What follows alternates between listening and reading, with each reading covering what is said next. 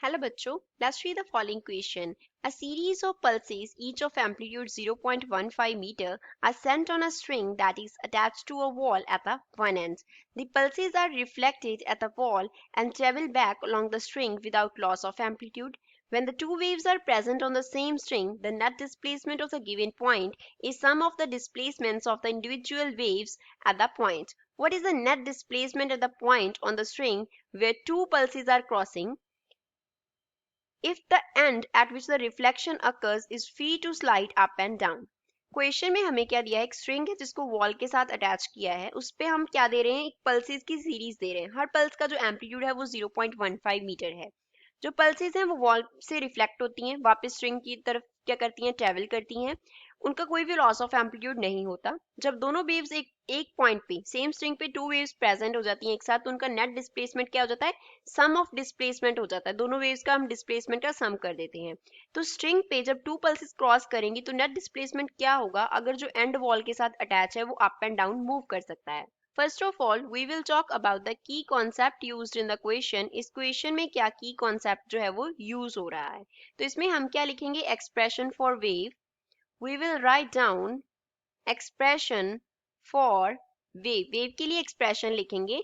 तो y हम क्या लिख सकते हैं, y is equals to a sin of kx minus omega t हो जाता है. यहाँ पे y जो है वो रिप्रेजेंट करता है डिस्प्लेसमेंट को, y जो है वो डिस्प्लेसमेंट को रिप्रेजेंट करता है, एंड जो k है वो रिप्रेजेंट करता है वेव नंबर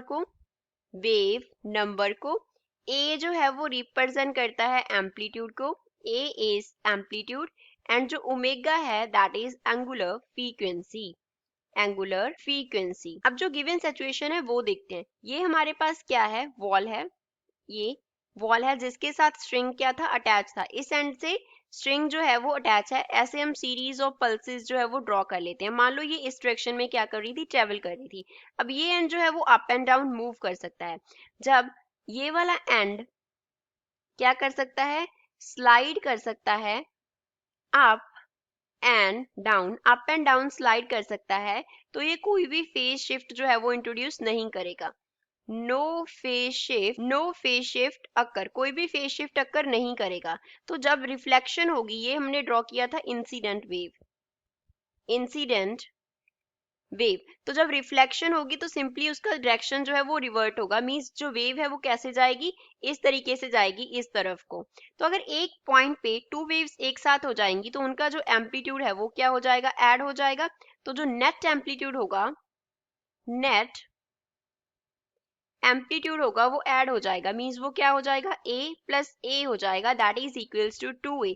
अब a एम्पलीट्यूड कितना दिया है, 0.15, तो 2 इंटू 0.15 मीटर करेंगे तो ये हमारे पास कितना आ गया, 0.3 मीटर के इक्वल आ गया. अगर ये 0.3 आ गया तो हम क्या लिख सकते हैं, दैट y जो है वो इक्वल हो जाएगा 0.3 इंटू साइन ऑफ, यहाँ पे ये नेगेटिव हो जाएगा, माइनस के एक्स माइनस ओमेगा टी. क्योंकि जो x है वो क्या हो गया, नेगेटिव हो गया. पहले वो नेगेटिव एक्स एक्सिस की तरफ जा रही थी, अब वो पॉजिटिव एक्स एक्सिस की तरफ जा रही है. तो यहाँ पे जो साइन है x का वो क्या हो जाएगा, चेंज हो जाएगा. ये नेगेटिव साइन क्या रिप्रेजेंट कर रहा है, चेंज इन